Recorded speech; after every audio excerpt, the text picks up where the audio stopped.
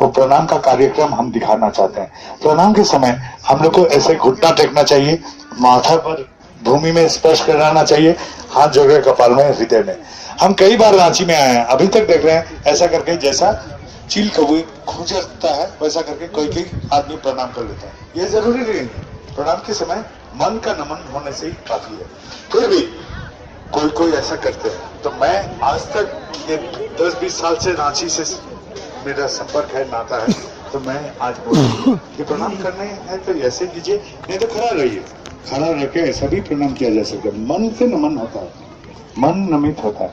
आप जिनको प्रणाम करते हैं, प्रणाम करते समय उनका गुण का चिंतन करते हुए प्रणाम करना चाहिए, ताकि उन गुणों को हम खुद अपना के चले।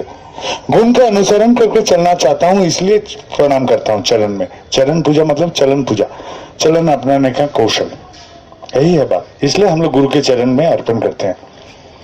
अब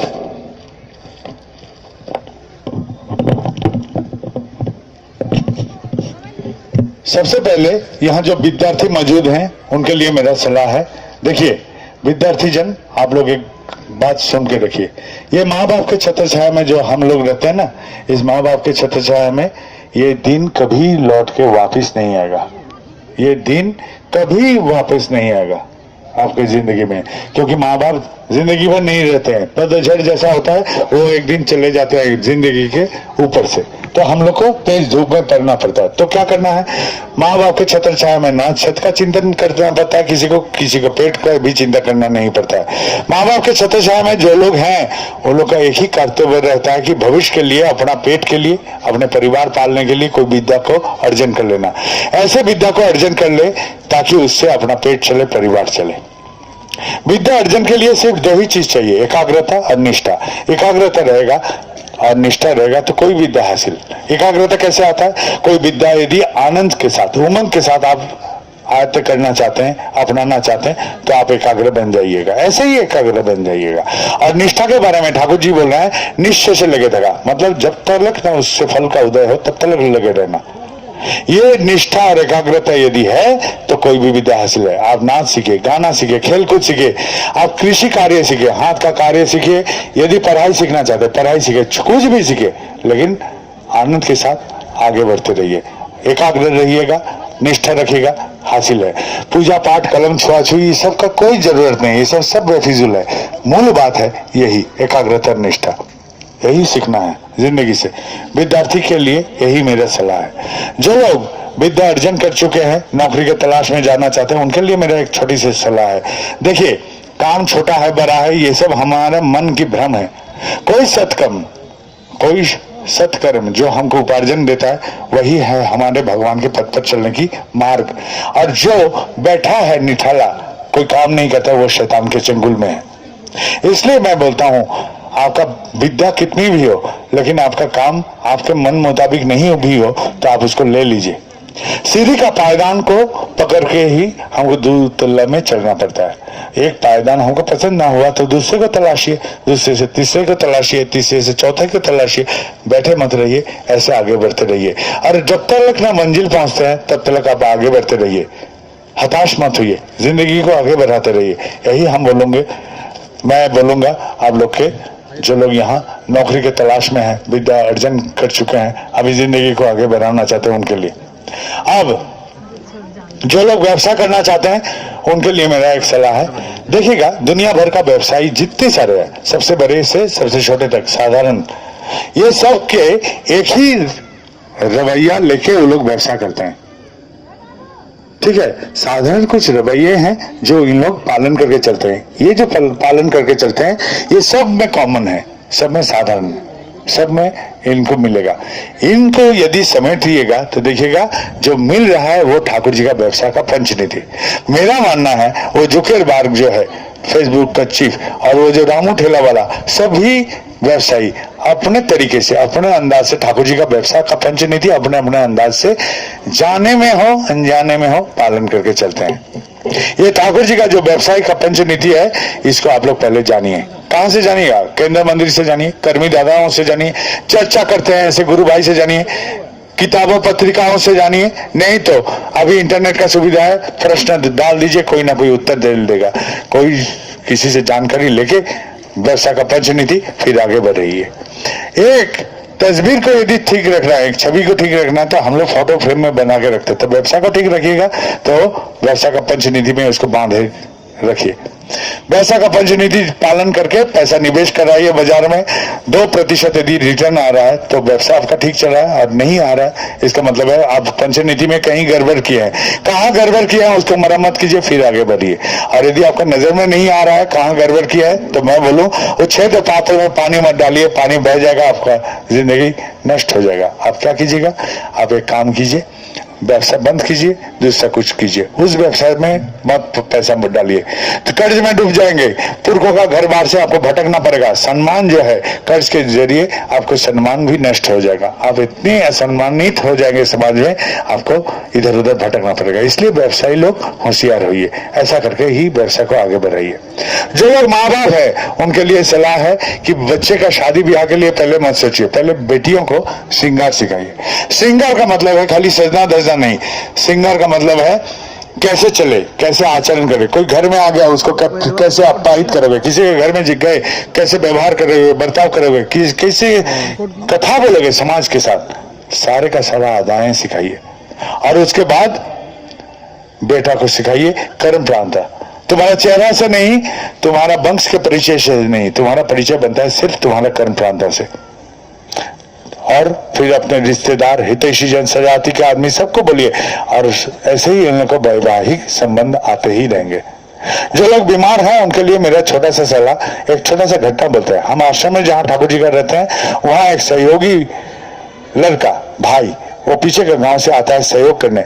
उस भाई का एक बेटा था 7-8 साल का, खेलता कूदता, अचानक बीमार पड़ गया। ऐसे बीमारी हो गया कि चलने लायक नहीं रहा, लुढ़क के गिर जाता।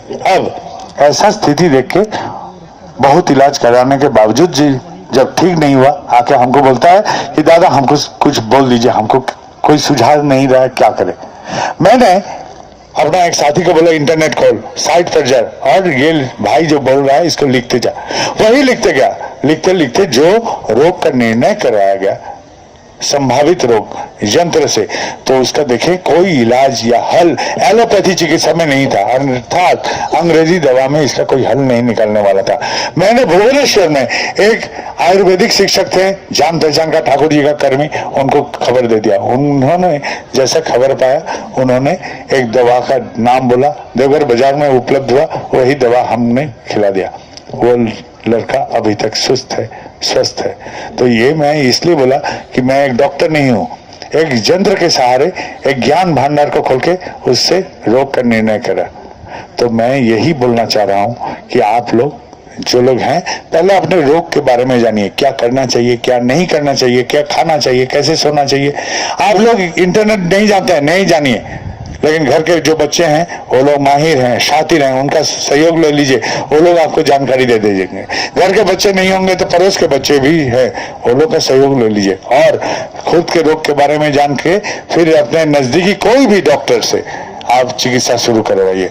जो सत है, दक्ष हैं, कुशल हैं, उनका सहयोग लेके आगे बढ़िए। और अंत में बोलूं, बचपन में भूत का भय लगने से हम लोग को बोला जाता था राम राम राम राम राम राम, भूत भागेगा। तो मैं भी बोलता हूँ आनंद में रहो, आनंद में रहो, आनंद में रहो, रोग भागेगा। जहाँ हताशा, जहाँ दुख, जहाँ ग्लानि आता है मन में, मायूसी, वहीं आके रोग घर दबाता है। जहाँ हर्ष है, आनंद है, उमंग है, वहां भागता है रोग। आप लोग का आनंद में रहने की आदत डालिए। घुटने में जो दर्द होता है, इसमें आप जितनी भी दवा दारू करें आर्थराइटिस का, इसमें ये प्रशमित रहेगा, भागेगा नहीं। घुटने में जो आर्थराइटिस हुआ है ये घुटने में हुआ है, दांत में नहीं। इसलिए हम दांत से हंसी मुख दिखा भी सकते हैं जिंदगी को। यही हमने बोला, यही इसको आजमा के देखिए। अब एक छोटा सा पारिवारिक चित्र हम उठाते हैं। पारिवारिक चित्र कैसा था? वो परिवार में जब शादी हुआ था, पति पत्नी में बहुत सारे प्रेम थे। वो लोग फिस फिस फिस फिस करके बातें करते, इतनी प्रेम, इतनी गहरी प्रेम। अब इस प्रेम इतनी गहरा था तो वो लोग ऐसे बातें करते थे। अब जितने दिन बढ़ते गए उन लोग के बीच में शादीशुदा जिंदगी में हाव हाव हाव हाव होना शुरू कर दिया। ये लोग का जैसा कि झगड़ेलू परिवेश ले आए घर के भीतर। ये लोग ऐसे करते चलते रहे। झगड़ा कब होता है, चिल्ला चिल्ली कब होता है परिवार में, जब कोई दूर में हो जाता है। ये लोग का शरीर नजदीक था लेकिन मन दूर हो चुका था। जैसे हम दूर का आदमी को बोले ए दादा, नजदीक ए दादा, तो ये जो फर्क है ऐसा ही जो चिल्लाता है इसका नहीं, मन दूर कर चुका है। मन दूरी से ऐसा हो गया अवस्था कि दरार पैदा हो गया शादी में।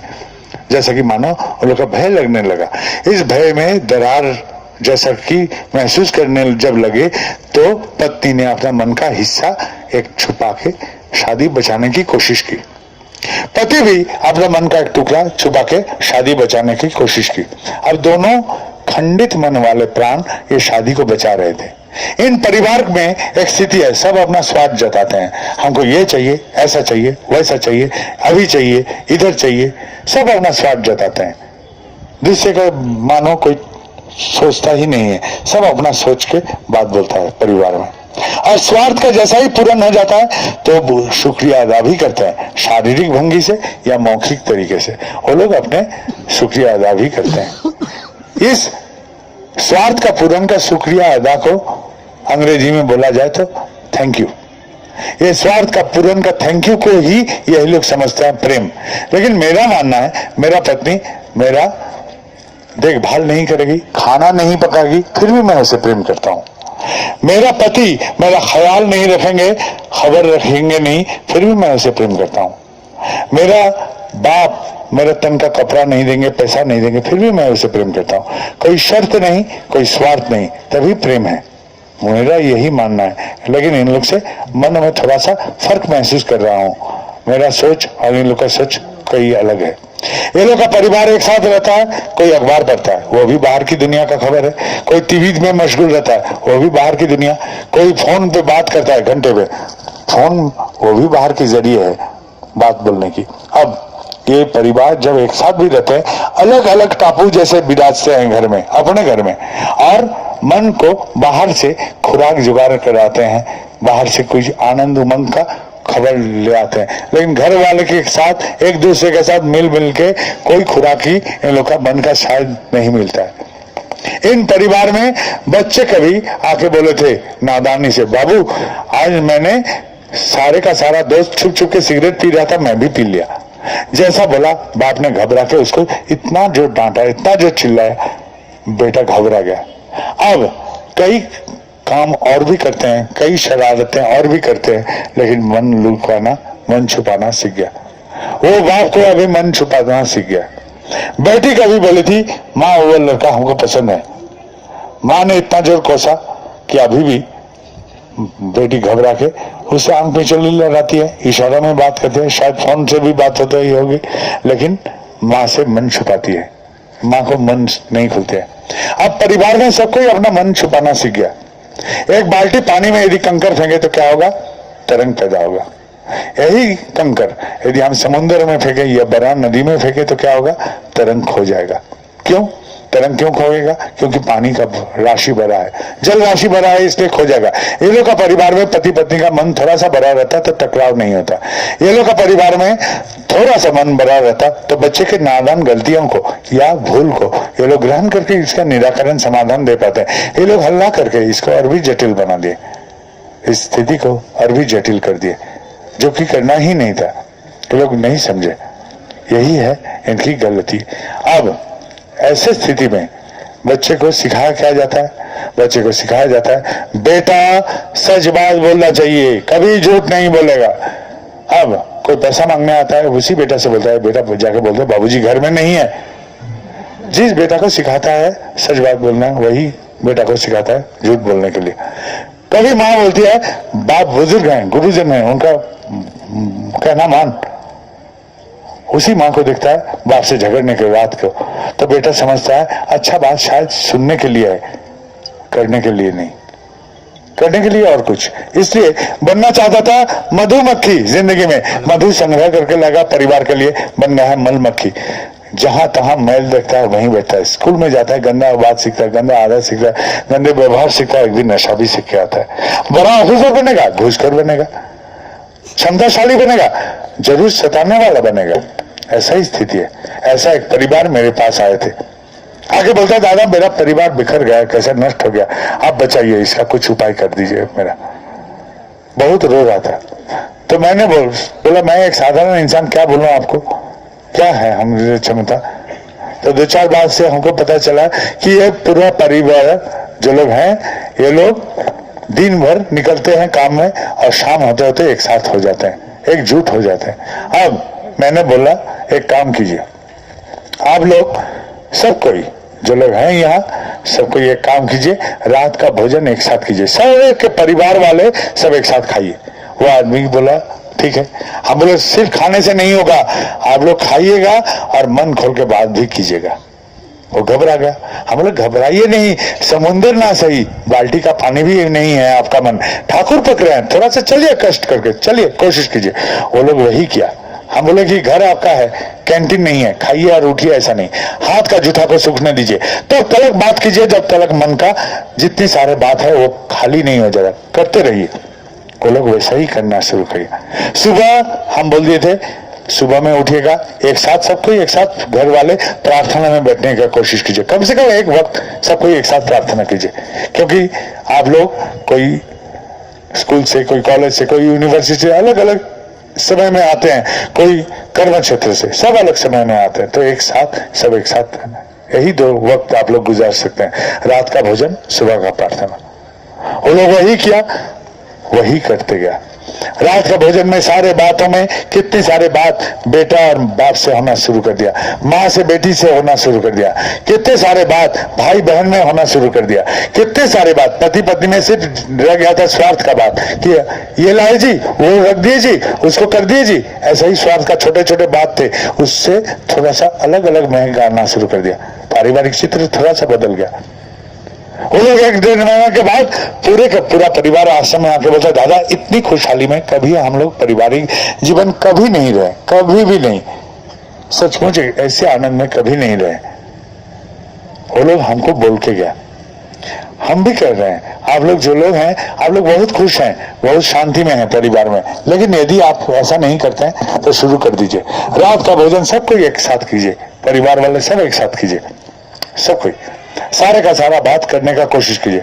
कितनी सारी बातें हम लोग का पारिवारिक जीवन में नहीं रहता है, हम लोग बाहर बाहर खोजते हैं खुराकी मन के, क्यों, घर में कोई नहीं है क्या, ये घर वाले से हमसे अपना कोई दूसरे बाहर बैठा है, नहीं है, तो क्यों नहीं करते हैं, कीजिए, दिल खोल के बात कीजिए और सुबह में उठ के बात करने की कोशिश कीजिए, एक साथ प्रार्थना कीजिए, एक साथ से कोई प्रार्थना कीजिए, घर वाले से कोई, क्या होगा वही प्रश्न कर रहा है। जिस माँ ने खाना पकाते वक्त हाथ जल जाता था, यहाँ किसी ने नहीं देखता था, किसी ने नहीं पूछा था माँ को क्या हुआ है, आज बेटी आगे मलहम लगा देगी।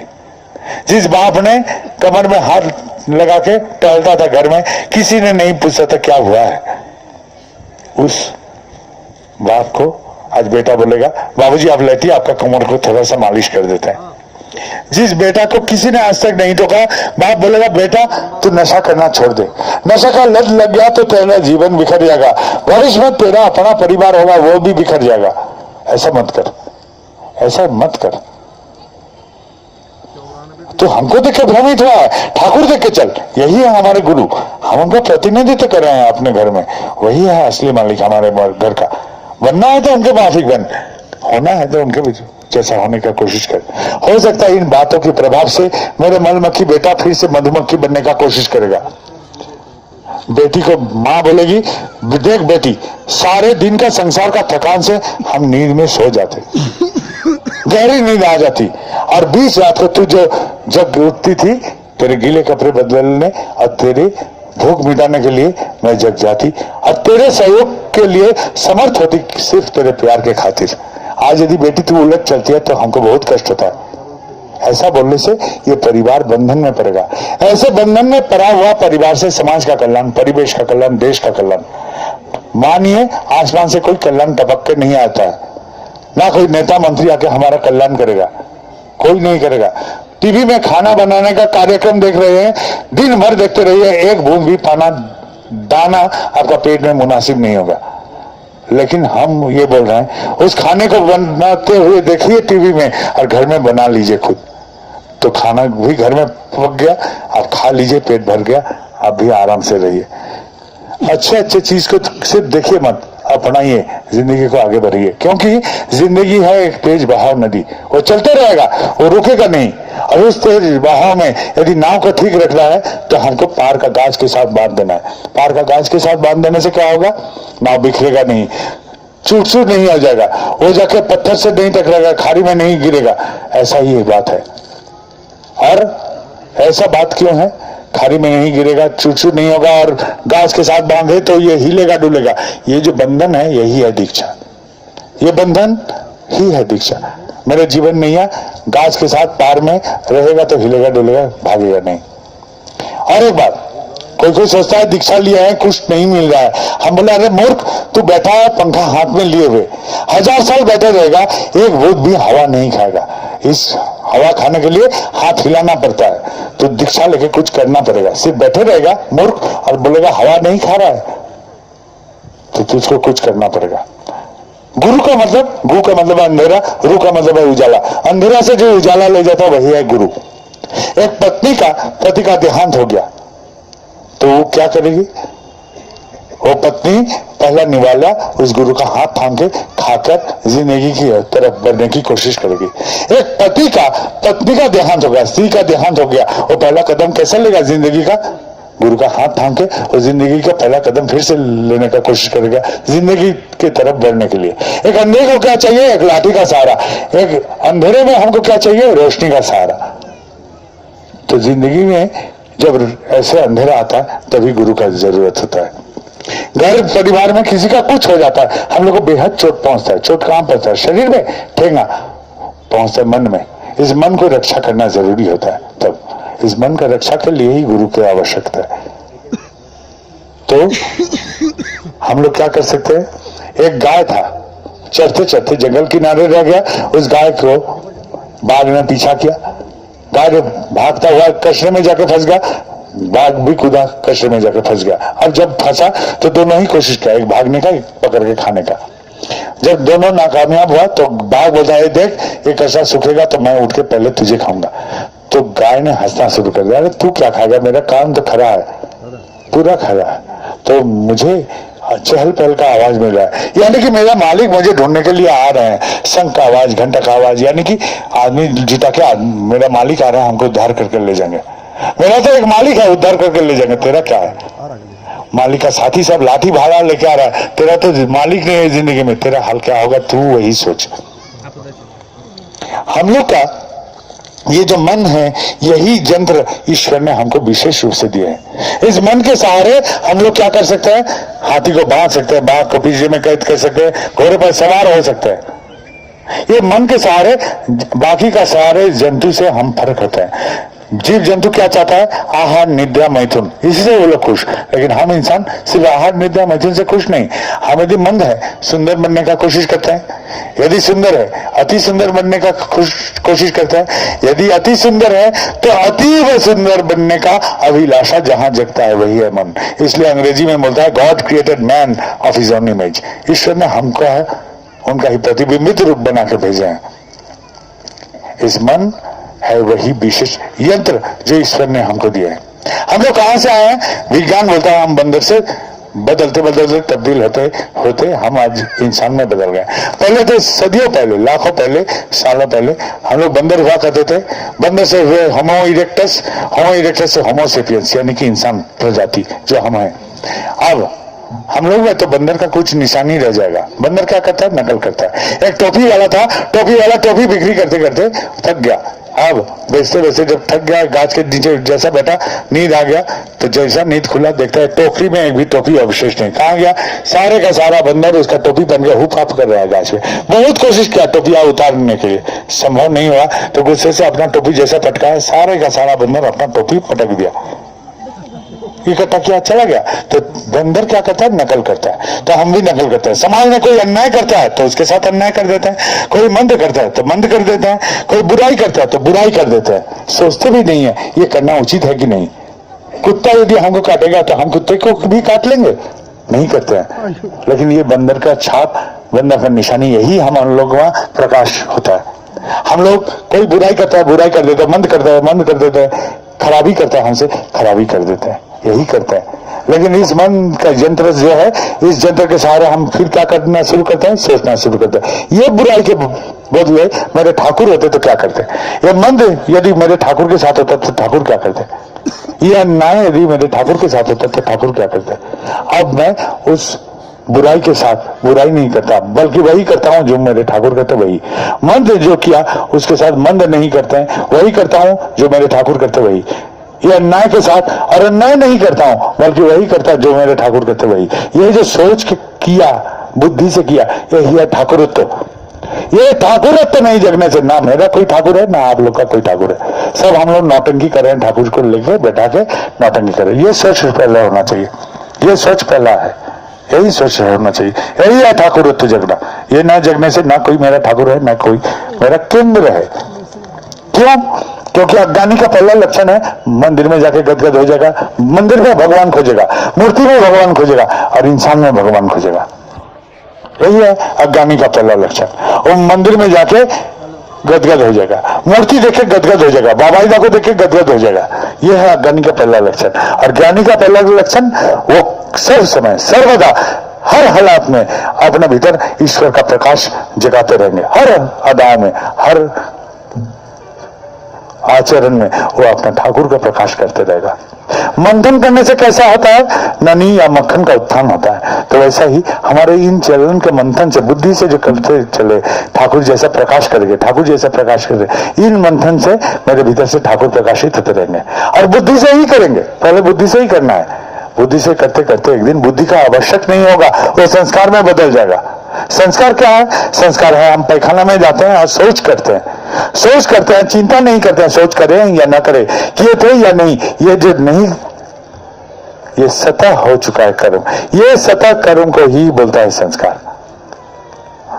जब मेरे ठाकुर चलन संस्कारगत होगा तब और कोई चिंता नहीं। भीतर से कोई बुला के पुकारेगा, लाली मेरे लाल की जित देखे तित लाल, लाली देखने में चली मैं ही हूँ लाल। प्रिय का रंग रूप निहारते निहारते मैं ही उस रंग रूप में समा गया।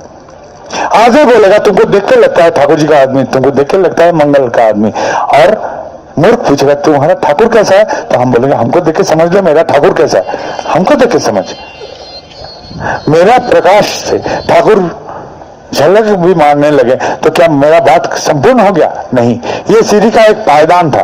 दूसरा पायदान, कभी नारद ने पूछे भगवान से, भगवान आप कहाँ रहते हो? भगवान ने बोले, ना हम तिष्ठामि वैकुंठे योगिनां हृदयं नचा। मैं वैकुंठ में नहीं रहता हूँ, योगी के हृदय में नहीं रहता हूँ। मेरे भक्त जहाँ गुण कीर्तन करते वहीं मैं विराजता हूँ। तो जहां मैं जाजन करता हूं वहीं मेरे ठाकुर विराजते हैं। जहां मेरा ठाकुर विराजता है वही है सत्संग, वही है स्वर्ग। तो मैं पहले सब्जी वाला के पास जाता, किराना दुकान में जाता, कर्म क्षेत्र में जाता और चलाता, लेकिन अब नहीं करता हूं। वो सब्जी वाला के साथ ठाकुर जी का बात बोला, सत्संग रचा, स्वर्ग को खींच के लाया। किराना दुकान में मैं ठाकुर जी का बात बोला, सत्संग किया, स्वर्ग रचा के लाया। कर्म क्षेत्र में स्वर्ग रचा, सत्संग किया। जहां जहां जिंदगी हमको ले जाता है, ऑटो में, रिक्शा में, कहीं भी जहां गया, मेरा जिंदगी जहां हमको जिस दायरे में ले जाता है वही मैं ठाकुर का प्रकाश करते गया। और जहां प्रकाश किया वही था सत्संग, वही था स्वर्ग, क्योंकि मैं ठाकुर जी का जिक्र कर रहा था। पैसा उधार ही लिया था एक आदमी से, वो आदमी उधर से आने से हम भटकता है उधर, लेकिन आए नहीं, क्योंकि मुझे मालूम पड़ गया ये धर्म का जगत वीरों का जगत है, कायरों का नहीं। इसलिए मैं पहुंच जाता हूं उसके पास, जाकर बताओ देखिए गाली देना है, कोसना है, कोस लीजिए, लेकिन मैं दो ठाकुर जी का बात आपको बोल के जाऊंगा और आपको जो भी करना है कर लीजिए। ऐसा करके जब हम समाज में वीरता के साथ हम चारों ओर फैलाते हैं ठाकुर की नाम, जाजन करते हैं, वही सत्संग होता है, वही स्वर्ग रचाते हैं। ऐसा करने से समाज में मेरे साथ एक मित्रता पैदा होगा। इन मित्रता जो पैदा होगा, इस मित्रता को बोलते हैं प्रिय वानरता। क्यों बोले प्रिय वानरता? जिंदगी का शुरुआत में मेरे साथ माँ बाप रहते हैं, अंत में नहीं। जिंदगी के अंत में परिवार रहता है, शुरुआत में नहीं। तो शुरू से अंत तक मेरे साथ एकमात्र ईश्वर रहते हैं। विपद काल में कोई नहीं बोलता है परिवार बचाओ, माँ बाप बचाओ, सब बोलते हैं ईश्वर बचाओ, भगवान बचाओ, अल्लाह बचाओ, गॉड सेव मी, ऐसा करके बोलते हैं। क्योंकि अंदर में हम जानते हैं कोई भी माया में मेरा मन अवध रहे, फिर भी हम सबसे प्रेम ईश्वर आपसे ही करते हैं। और ईश्वर का साकार रूप मेरे गुरु, और गुरु को जब वितरण करते हैं तो प्रिय का वितरण होता है, और प्रिय का वितरण से जो बांधवता होता है ये प्रिय बांधवता। जाजन के माध्यम से जो बंधु पैदा हुआ, प्रिय बांधव पैदा हुए, ये जाजन ना हम सत्संग के लिए करते हैं ना ठाकुर के लिए करते हैं, अपने बचाव के लिए करते हैं। सब समय ये अपने बचाव, ये भ्रम है कि हम लोग सत्संग के लिए जाजन करते हैं, ठाकुर के लिए जाजन करते हैं। जाजन करते हैं अपने बचाव के लिए। वो कैसे? ये प्रिय बंधु को लेके हम बाद में बोलते हैं कैसे। हम लोग ईश्वर को क्या बोलता है? ईश्वर मुझे ये चाहिए, वो चाहिए, सो चाहिए, सौ ऐसा बोलता है, लेकिन 4-5 से ज्यादा पूर्ण नहीं होता है। कभी सोचा है जब जब हम ईश्वर को बोलते हैं 4-5 से ज्यादा पूर्ण नहीं होता है? क्यों नहीं होता? कभी सोचे नहीं है? अरे ईश्वर इतना बड़ा शक्तिशाली है तो उनका क्यों नहीं पूर्ण करते हैं? ईश्वर यदि इतनी बड़ी शक्तिमान होते तो उनका पत्नी को रावण उठा के ले जाता। अपना पत्नी का बचाव आप नहीं कर पा रहे हैं, आप मेरा बचाव क्या करेंगे? मेरा प्रश्न है। छल कपट किया था रावण, ठीक है मान लिए छल कपट किया था। समुद्र किनारे जब आप पहुंचे, भगवान क्यों नहीं बोले यहाँ सेतु बन जा, छू मंतर? सेतु नहीं बना, सेतु बनवाना पड़ा। हमारे जैसा अनगिनतों को अबुद्धूत किए, बोले कि आई पत्थर फेंको, लकड़ी फेंको, कांच फेंको, मिट्टी धसाओ, फिर ये आपका सेतु बना। तो हमारा सहयोग आपको लेना पड़ा। हो सकता है कि आप आपको उद्बुद्ध करने के लिए, प्रेरणा देने के लिए, उत्साह देने के लिए किए थे, मान लिए, लेकिन रणभूमि में रावण से जब भेंट हुई, क्यों नहीं बोला मैं भगवान खुद को आशीर्वाद करता हूं रावण तुम मर जा? आपको तो युद्ध करके हराना पड़ा। कर्म से तो आप भी आजाद नहीं हुए। दुख कर्म जो जो हमको करना पड़ता है सब अभी को करना पड़ता है। तो फर्क क्या हुआ आपसे? हमारा भगवान फर्क है।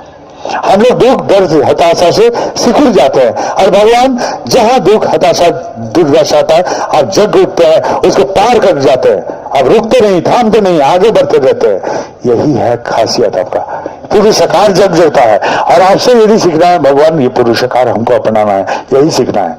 सीखना है तो यही पुरुषकार सीखना है। इस धरती का विधि है, यहाँ जो भी आएगा, जो जैसा भी आएगा, भगवान ना है चाहे इंसान है, जो भी आएगा उसको एक ही विधि पालन करना है। इसका जो भी आएगा उसको खुद करना होगा, खुद बनना पड़ेगा, फिर हासिल करना पड़ेगा। सबको एक ही नियम, और इस विधि का पालन भगवान आप भी जब आते हैं तब पालन करते हैं।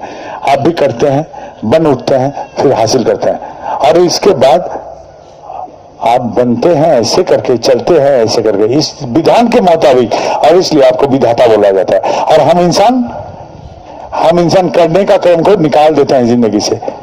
करने का क्रम जैसा निकल गया तो पाने का क्रम, बनने का क्रम भी निकल जाएगा, लेकिन पाने का लालसा रह जाता है। इस पाने का लालसा से हम बोलते हैं हमको ये चाहिए वो चाहिए, लेकिन हम जितना तक बनेंगे उतना तक आप मंजूर कर सकते हैं, एक बूंद भी उससे ज्यादा नहीं। इसलिए हमका पाना 4-5 से ज्यादा नहीं होता। यही है कारण, हम नहीं उपयुक्त है तो कैसे भगवान हमको मंजूर करेंगे? नहीं कर सकते। इसलिए बेफिजूल है भगवान के पास ऐसा बोल रहा है। और क्यों बोलेंगे हम भगवान को? एक छोटा सा नन्हा सा पान अभी जन्म लिया है माँ का कोख से, ना है भाषा ना है बोली, लेकिन एक मानवी माँ कैसे समझ लेती है इसको क्या चाहिए, गीला कपड़ा बदलना है या दूध पिलाना है। सारे मानवी माँ, मनुष्य माँ को कैसे पता चल जाता है इस बच्चे के बारे में? यदि एक मानवी माँ, मनुष्य माँ इस बच्चे का ना भाषा ना बोली फिर भी समझ लेती है, तो ईश्वर का संतान मैं हूं वो समझते नहीं है हमको क्या चाहिए। मैं क्यों बोलूंगा कि हमको क्या चाहिए? हम इसलिए बोलता हूं संशय से। पहला संशय ईश्वर आप पर यह संशय कि शायद आप नहीं सुनेंगे, यही संशय से मैं बोलता हूं। और दूसरा संशय खुद पर, मैं ऐसा करतूत करके चुका हूं जो हम छुपा के रखता हूं समाज के चारों ओर से, और इस करतूत के कारण मुझे लगता है शायद आप हम पर नाराज हैं, रूठे हैं, इसलिए मैं बोलता हूं। जरूरत ही नहीं है ईश्वर को कुछ बोलना। जैसे एक माँ समझती है बच्चे का सारे बात, ईश्वर भी समझते हैं। एक गाछ था, जादुई गाछ, जंगल में, उसका नाम था कल्पतरु। कहाँ था, कैसा था, किसी को मालूम नहीं, कोई नहीं जानता था वो गाछ कहाँ है। संयोग से एक राही थके थकान उस गाछ के नीचे में बैठ गया। जैसा बैठा उसका मन में आया बहुत भूख लगा, थोड़ा सा खाना मिल जाता तो अच्छा होता। फट से खाना आ गया और फटाफट सोचने का भी फुर्सत नहीं था, खा लिया। खाना जैसा खा लिया, पेट जैसा भर गया, तब उसका मन में आया एक बिस्तर हो जाने से थोड़ा सा आराम से लेट लेते, उसके बाद चलते। जैसा सोचा वैसा भी एक बिस्तर भी आ चुका। बिस्तर में वो लेटा, आराम से जब लेटने के बाद उसका मन में तब प्रश्न कौन था, अरे इस गाछ के नीचे जो भी मैं मांग रहा हूं सभी तो पूर्ण हो रहे हैं, इस गाछ के छाया में मैं जो भी मांगा सभी पूर्ण हो रहा है, इस गाछ में भूत प्रेत तो नहीं है, आगे मेरा गर्दन दबोच के तो मारेगा नहीं। वैसे भूत उतरा, उसका गर्दन दबोच के मार दिया। मेरा बात सुन के ईश्वर चलते तो मेरा हाल ऐसा ही होता है। मैं बोलता ईश्वर मेरा बेटा बहुत धनी, बहुत अमीर, बहुत पैसा मंद आदमी बने, जैसा ही पुकारता वो अमेरिका चला जाता। और हम दिन भर रोते रहते, मेरा बेटा हमको छोड़ के चला गया, मेरा बेटा हमको छोड़ के चला गया। अरे बेवकूफ, तूने ही तो प्रार्थना किया बेटा अमीर बने, तू तो नहीं बोला माँ बाप को लेकर अमीर बने, तेरा प्रार्थना गलत था। तू अभी एक बार प्रार्थना करता है भगवान से एक बार, फिर दूसरा उसको खंडित करने के लिए फिर और एक प्रार्थना करता है। मैं गलत प्रार्थना करता हूं, इसलिए दयालु ईश्वर मेरे बात नहीं सुनते हैं। मेरे माँ, मेरे बाप, मेरे पति, मेरे पत्नी, मेरे बच्चे, सारे के सारे के साथ मेरा स्वार्थ का संबंध, स्वार्थ से संबंधित प्रार्थना को कहता है सकाम प्रार्थना। ईश्वर कभी सकाम प्रार्थना ग्रहण नहीं करते, कभी नहीं। कितने पावर बोलिए, कुछ भी कीजिए, एक बात भी ईश्वर नहीं सुनेंगे, जान के रखिए। हम दस्तखत भी कर सकते, कोई सकाम प्रार्थना ईश्वर नहीं स्वीकार करते हैं। लेकिन मैं उस दादा के लिए करूं, उस माँ के लिए करूं, उस भाई के लिए, उस बहन के लिए, इनके साथ मेरा कोई स्वार्थ संबंध नहीं, तो यह है निष्काम प्रार्थना। मैं काम करूं, फल का आशा ना रखूं और निष्काम प्रार्थना करने वाला जुटा लो समाज से, तो मेरा 100 में 100 पूर्ण होगा, 100 में 100, 100%। कोई नहीं रुकेगा, कोई नहीं थमेगा। ऐसा करके मेरा बात ईश्वर तक पहुंच सकता है। यही है उपाय। मैं क्या बोला था, जागरण करता हूं अपने बचाव के लिए, ना ठाकुर के लिए, ना सत्संग के लिए। जागरण करके जो बंधु जुटाते समाज में, ये प्रिय बांधव, मैं काम करूंगा जी जान से, फल का आशा न रखूंगा। और ये प्रिय बांधव यदि मेरे लिए प्रार्थना जताएं तो 100 में 100 मेरा पूर्ण होगा, 100 में 100, 100%, कोई चूक नहीं, ऐसा ही होगा। दूसरी, इसके सिवा और कोई चारा नहीं। और एक चारा है, और एक चारा ऐसा है कि हम लोग तब तो कलकत्ते में हम थे, संयोग से मेरा एक जान चीन का आदमी रोते हुए चले आए मेरे पास। वो सुने जैसे मैं हूं तो वो चले आए मेरे पास, जैसा रो रहा था बेहद। क्या बात है, उनका जो जवान बेटा था, जवान बेटा को नया नया नौकरी लगा था, उस नौकरी में जवान बेटा को नौकरी जहां लगा, किसी ने जहर दे दिया दुश्मनी से। जहर के लत से बेटा कोमा में चला गया, उसका कोई बात बोलने का फुर्सत नहीं, कोमा में है, आईसीयू में भर्ती था। ऐसी अवस्था हो गई कि उसका पल्स नस जो है उसका दबाव घटते गया। डॉक्टर बोला आज रात तक टिकेगा नहीं। ये सुन के उस बड़े नर्सिंग होम से बाप ने जैसा सुना कि बाकायदा है, हमारा जान जिन का आदमी था बहुत पुराना, तो दौड़ के आके हमारे पास रोना शुरू कर दिया। जैसे मेरे पास आया, मैंने उसका 2 बात सुनकर ही उसको डांट दिया। क्यों ठाकुर को बोला बेटा का प्राण भिक्षा देने के लिए, क्यों बोला? मेरा तो निर्णय यही था, एक मां को यदि समझ में आती है क्या चाहिए बच्चे को, तो एक भगवान को नहीं पता हमको क्या चाहिए, हमको क्यों बोलना पड़ेगा। इस निर्णय से मैंने उसको डांटा। मेरा जान चीत का आदमी था इसलिए डांटा। डांटने के बाद वो रो रहा था बेहद, तो मैंने बोला डॉक्टर क्या बोला है? बोला कोई आशा नहीं। डॉक्टर बोल दिया कोई आशा नहीं, आज रात तक टिकेगा कि नहीं कोई बात नहीं। अब ऐसा स्थिति में हम बोला आपका बाप का मन क्या बोल रहा है? बोला कोई आशा नहीं, मुझे लगता है ये बेटा बचेगा नहीं। रो रहा था। तो मैं बोला जाइए आप ठाकुर जी के पास जाके उसका मृत्यु मांग लीजिए, मौत मांग लीजिए, आप उसको मौत मांग लीजिए। तो घबरा गया, आया था जिंदगी की बात सुन। हम बोला अरे क्या सोचता है, एक बेटा के सामने बेटा नहीं, एक बेटा के सामने बाप यदि मर सकता है तो बाप के सामने बेटा नहीं मर सकता है? क्यों नहीं मर सकता है? क्यों नहीं मर सकता? स्वीकार करने में ही तो थोड़ा सा फर्क है। ले लीजिए, प्रार्थना कीजिए। जब डॉक्टर बोल दिया, आपका मन भी बोल रहा है बेटा नहीं बचेगा, जाइए ठाकुर जी के पास प्रार्थना कीजिए। वो आदमी वैसा ही किया। मेरे जाजन से उद्बुद्ध होके ठाकुर के पास बोला, हे ठाकुर मैं एक लाचार बाप हूं, अपने समर्थ अनुसार उसका इलाज करवाया। उसका मृत्यु से यदि मंगल है ठाकुर मेरे बेटे को मृत्यु दे दीजिए, और यदि प्राण भिक्षा देने से उसका मंगल है तो वही दे दीजिए। दोनों ही राजी हो गया, मन दोनों में ही राजी करा लिया। 1:30 बजे प्रार्थना किया, और शाम होते होते वही लड़का जिसको डॉक्टर बोल दिया था कोई आशा नहीं, बैठ के बोलता है मां भूख लगी है, खाने दो। ऐसा स्थिति, ऐसा चमत्कारी घटना मेरे सामने में हुआ। अब सदियों पहले, कभी सदियों पहले द्रौपदी नाम का एक औरत का वस्त्र हरण हो रहा था। तमाशा देख रहा था सारे का सारे शैतान, और कोई नहीं बचाव के लिए आ रहा है। एक लड़की तो छोड़िए, पुरुष का भी कपड़ा खुला जाए सबके सामने वो पानी पानी हो जाएगा शर्म से। ऐसा ही हाल था, कपड़ा जैसा खींच रहा था, कोई नहीं आया बचाव के लिए। तो लाचार औरत 2 वर्ष से अपने बहुत विनती के बावजूद भी कोई जब नहीं सुना, हाथ उठा के बोली, हे मधुसूदन मुझे रक्षा करो। सुने नहीं भगवान, एक हाथ से तू प्रार्थना जता रही है, दूसरे हाथ से अपना पल्लू संभाल रही है, तेरा कर्म कहां मुक्त हुआ? तो अभी भी कर्म में लिप्त है। सुने नहीं भगवान। शैतान ने दिया इतनी जोर खिंचाई, या तो कपड़ा फटेगा या तो खुलेगा। सीधा सीधा हाथ फैला के बोल दिया द्रौपदी, हे मधुसूदन, हे भगवान मुझे रक्षा करो। ऐसा करके पुकारी, पूरा समर्पण करके, तो अनंत कपड़ा उसका घेरा कर लिया। यही है उपाय। अपना बेटा गया, जाने दो, मेरा पत्नी गई, जाने दो, हे भगवान मैं आपको छोड़ूंगा नहीं, आपको हम निछावर करके रखूंगा जिंदगी भर। ऐसे प्राण यदि है 100 में 100 पूर्ण, 100%, उसका 100 मंजूर।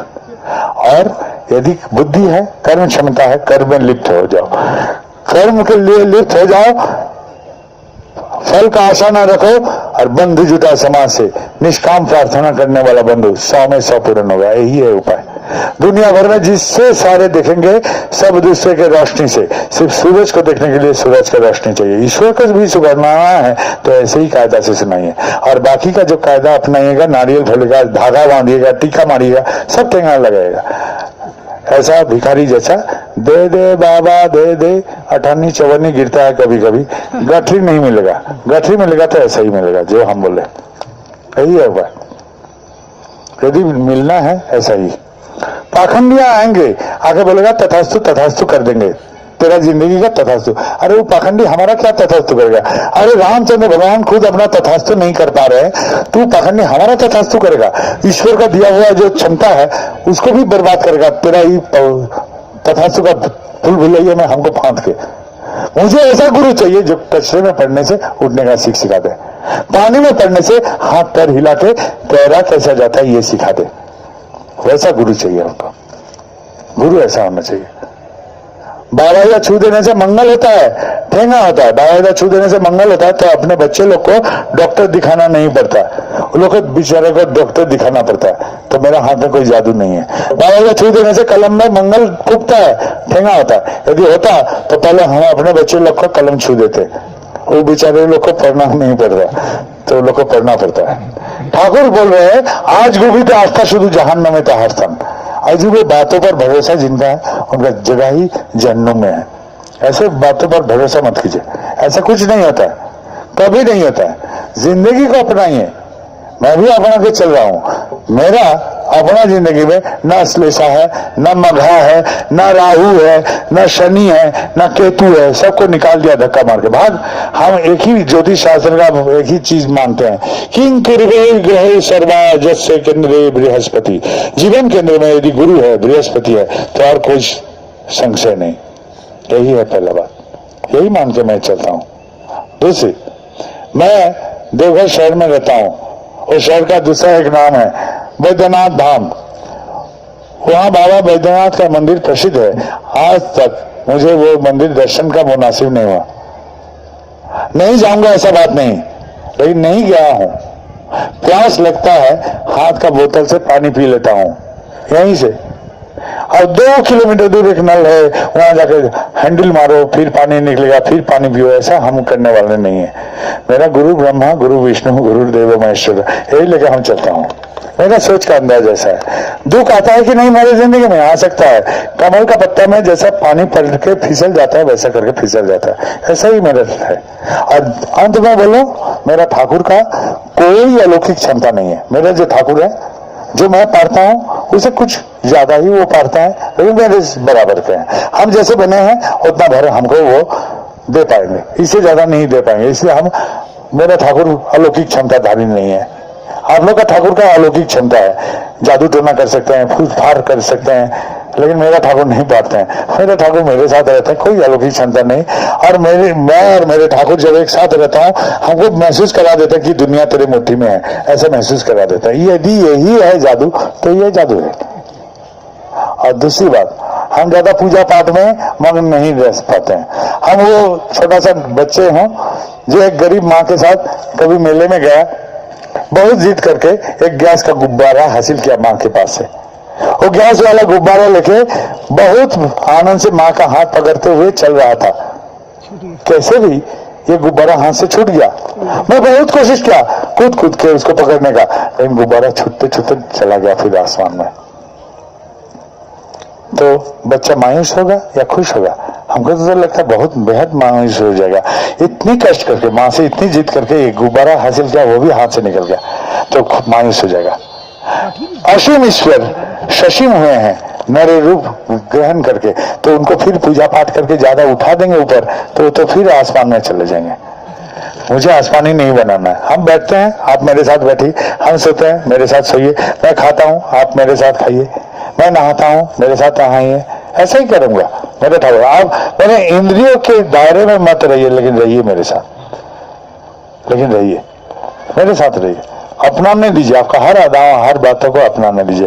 यही मेरा ठाकुर है। मैं ऐसा करके ही ठाकुर सोचता हूँ।